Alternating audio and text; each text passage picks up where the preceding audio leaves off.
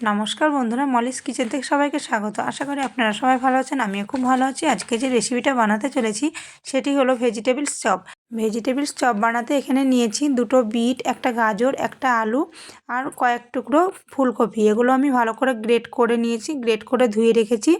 এরপর একটা ভাজা মশলা করে নিলাম। এখানে নিয়েছি ধনে, জিরে, মৌরি আর শুকনো লঙ্কা। ভালো করে আমি কাঠখোলায় ভেজে নিলাম। তারপরে আমি আধ ভাঙা করে রেখে দিলাম। এরপরে কড়াইতে দিয়ে দিলাম সর্ষের তেল। তেলের মধ্যে দিলাম ফুলকপি। প্রথমে ফুলকপি আলুটা ভালো করে ভেজে নিলাম। তারপরে কিছুক্ষণ পর দিয়ে দিলাম বিট আর গাজরটা। তারপরে আমি ভালো করে নেড়েচেড়ে সেদ্ধ হয়ে গেছে। এবার ঢেকে রেখে আমি ভালো করে রান্নাটা করে নিলাম। তারপরে শেষের দিকে দিয়ে দিলাম ভাজা মশলা। তারপরে দিলাম, নামিয়ে দিয়ে দিলাম ধনেপাতা কুচি।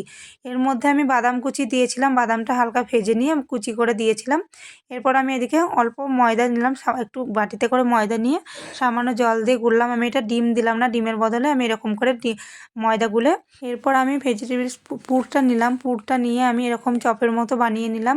তারপর আমি শুকনো ময়দার মধ্যে কোটিং করে নিলাম। এরপরে গোলা ময়দাটার মধ্যে একবার এরকম করে গুলিয়ে নিয়ে আমি টোস্ট বিস্কুট গুঁড়ো করে নিয়েছি, তার মধ্যে আবার কোটিং করলাম। কোটিংটা আমি দুবার করেছি, না হলে একটু পাতলা হবে, ভালো লাগবে না।